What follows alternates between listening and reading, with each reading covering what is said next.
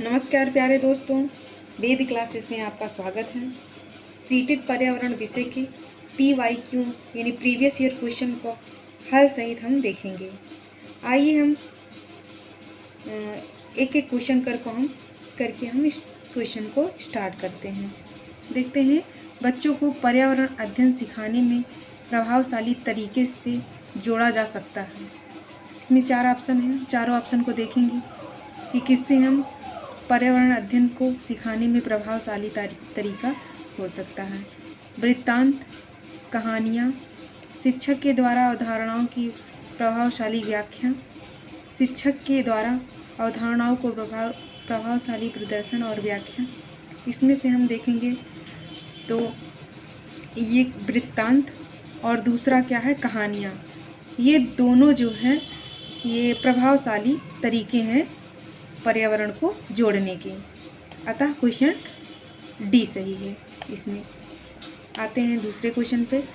पर्यावरण अध्ययन के शिक्षक के द्वारा बच्चों को जानवरों का अवलोकन और उनका चित्र बनाने को प्रेरित करने का उद्देश्य है बच्चों में सृजनात्मकता का विकास करना, बच्चों में अवलोकन और रचनात्मक कौशल का विकास करना, बच्चों में सौंदर्यगत संवेदना का विकास करना। इन चारों ऑप्शनों को देखते हुए हम देखेंगे कि कौन सा इसमें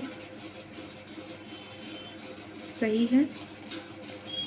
देखते हैं, इसमें है डी वाला ऑप्शन सही है। इसमें ए, बी और सी, इसमें से तीनों ऑप्शन सही है। अतः बी वाला क्वेश्चन मतलब बी वाला ऑप्शन सही है। आइए हम व्याख्या के बारे में थोड़ा जान लेते हैं। क्या करें, ज्ञान सृजन के लिए बच्चों का क्रियात्मक रूप से शामिल होना जरूरी है।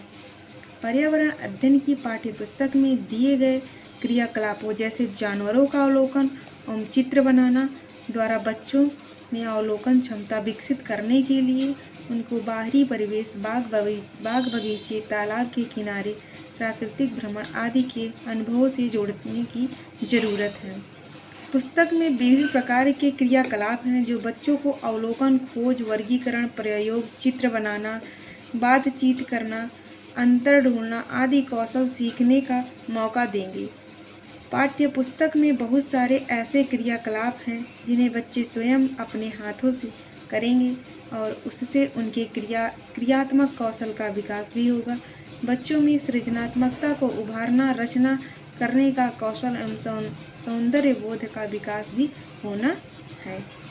हम इस क्वेश्चन का व्याख्यान इस तरह हम देखें। आइए हम दूसरा क्वेश्चन देखते हैं। तीसरा क्वेश्चन ये है कि निम्नलिखित सीखने में कौन सा सिद्धांत पर्यावरण अध्ययन में अनुसरण होता है। निम्नलिखित सीखने में कौन से सिद्धांत का पर्यावरण अध्ययन में अनुसरण होता है। ज्ञात से अज्ञात, ज्ञात से अज्ञात, वैश्विक से स्थानीय, अमूर्त से मूर्त। इसमें ऑप्शन 2 सही है। इसमें ज्ञात से अज्ञात। व्याख्या देखते हैं। पर्यावरण अध्ययन में ज्ञात से अज्ञात शिक्षण सूत्र के अनुसरण करना चाहिए। सूत्र का अनुसरण करना चाहिए। प्राथमिक स्तर पर यह विधि सबसे अधिक लोकप्रिय होती है। इस विधि में शिक्षार्थियों को अधिगम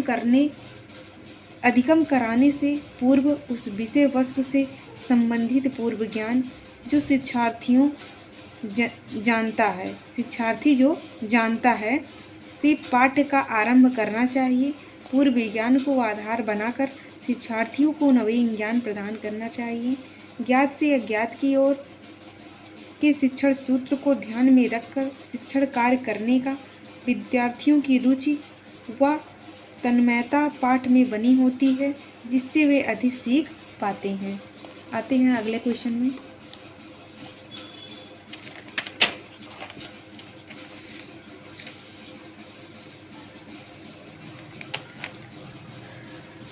पर्यावरण अध्ययन में शिल्पकला और चित्रकला को समूह में करके सीखने पर बल दिया जाता है, क्योंकि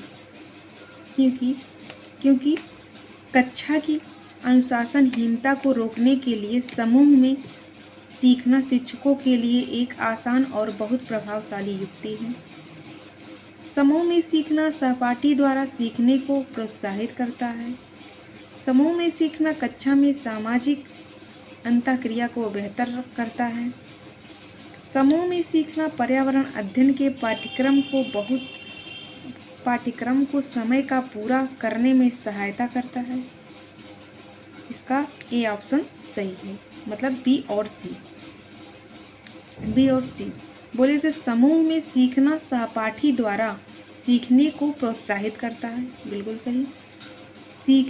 समूह में सीखना कक्षा में सामाजिक अंतःक्रिया को बेहतर करता है, अतः बी और सी दोनों ऑप्शन सही है। आते हैं हम अगले क्वेश्चन पे, 5वें पे। निम्नलिखित में से क्या पर्यावरण अध्ययन को सीखने का सबसे प्रभावशाली साधन है? परिवार के सदस्य, समुदाय के सदस्य, समाचार पत्र, कक्षा। इसमें से ए क्वेश्चन सही है, बोले तो ए बी सी, इसमें ये तीनों ऑप्शन सही हैं। देखिए हम पढ़ते हैं, इसकी व्याख्या भी देख लेते हैं। पर्यावरण अध्ययन को सीखने का सबसे प्रभावशाली संसाधन परिवार के सदस्य, समुदाय के लोग, समाचार एवं अन्य पुस्तकें इत्यादि हैं। इससे यह स्पष्ट हो सकेगा कि पाठ्य पुस्तक ही मात्र सीखने का स्रोत नहीं है। बहुत समय पहले ही जानकारी या इतिहास की झलक के लिए बच्चों को अपने बड़ों की मदद लेने के लिए प्रोत्साहित किया गया है।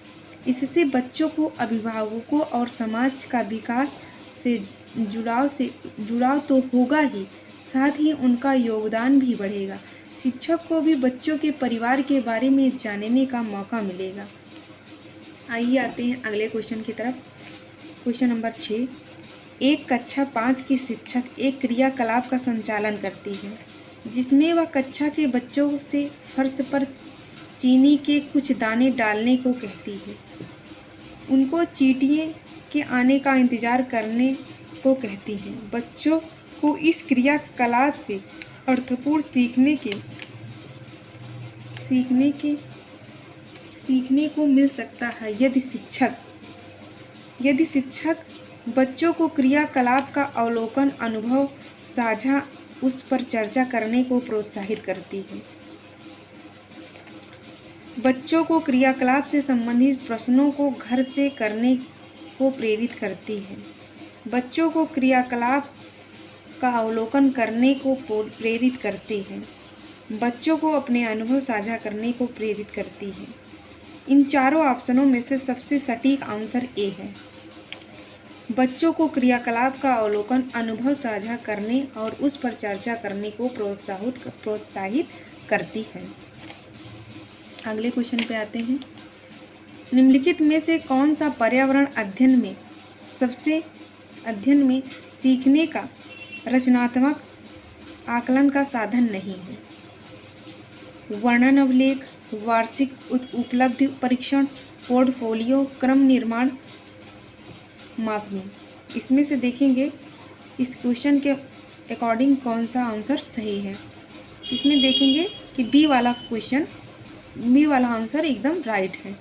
वार्षिक उपलब्धि परीक्षण, इसमें था कि पर्यावरण अध्ययन में सीखने के रचनात्मक आकलन का साधन नहीं है, कि वार्षिक उपलब्धि नहीं है, बाकी और सारे साधन हैं। पर्यावरण अध्ययन में वार्षिक उपलब्धि परीक्षण सीखने का रचनात्मक आकलन का साधन नहीं है। वार्षिक उपलब्धि परीक्षण स्कूल में विषय संबंधित अर्जित ज्ञान का परीक्षण है। इस परीक्षण में शिक्षक यह ज्ञात कर सकता है कि एक वर्ष में विद्यार्थी से कितनी उन्नति की है, विद्यार्थियों ने किस सीमा तक विषय संबंधी ज्ञान प्राप्त किया है। बच्चों में से आते हैं अगले क्वेश्चन पे। निम्नलिखित में से किसको पर्यावरण अध्ययन में बच्चों के आकलन को दूर करना चाहिए? क्वेश्चन देखें, अब देखते हैं मतलब ऑप्शन को। आकलन के संकेतकों के उपयोग, बच्चों को सीखने के गुणात्मक आकलन, बच्चों के उत्तरों का सही या गलत आकलन, कक्षा 5 के ईवीएस पाठ्यक्रम में प्रत्येक पाठ के अंत में दिए गए आज हमने क्या सीखा पर चर्चा किया। इसमें देखते हैं सी वाला आंसर सही है। बच्चों के उत्तर को सही या गलत में आंकना चाहिए। व्याख्या देखते हैं। बच्चों के उत्तरों को सही या गलत में आंकना पर्यावरण अध्ययन में बच्चों के आकलन में दूर करना चाहिए। पर्यावरण अध्ययन में आकलन करते समय बच्चे के उत्तरों को सही या गलत में नहीं आंकना चाहिए, बल्कि उनके उत्तरों में आई त्रुटियों या कमियों को पहचान कर उनको उपचारात्मक शिक्षण के माध्यम से दूर करना चाहिए। आते हैं अगले क्वेश्चन पे। निम्नलिखित नीचे दिए गए पक्षियों की कौन सी प्रजाति झटके से अपनी गर्दन आगे पीछे करती है? बसंत गौरी, नैना, उल्लू, कौवा। इसमें से ऐसा कौन हो जो झटके से अपनी गर्दन को आगे पीछे करती है? इसमें बी ऑप्शन सही है, मैना। ये झटके से अपनी गर्दन को आगे पीछे करती हैं। आज जानते हैं कि पक्षियों में उड़ने, चलने और गर्दन घुमाने के तरीके अलग अलग होते हैं। मैना झटके से अपनी गर्दन आगे पीछे करती है। उल्लू की अपनी गर्दन पीछे तक घूम सकती है। आते हैं अगले क्वेश्चन यानी 10वें पे। नीचे दिए गए सूची पर विचार कीजिए। जैसे कछुआ है, घड़ियाल है, कौवा है, बतख है, मछली है। इस सूची में निम्न में से कौन दूसरे से भिन्न है? घड़ियाल, मछली, कछुआ, कौवा। ये जो घड़ियाल है, मछली है, कौवा है, ये एक जलीय जीव है। ये जल में रह सकते हैं। लेकिन एक ये वायवीय पक्षी है जो कि कौवा। कौवा अन्य जंतुओं से भिन्न है। व्याख्या देखते हैं। कौवा अन्य जंतुओं से भिन्न है।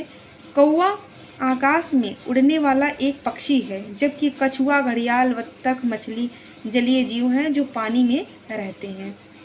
धन्यवाद दोस्तों। आज हम यहीं तक।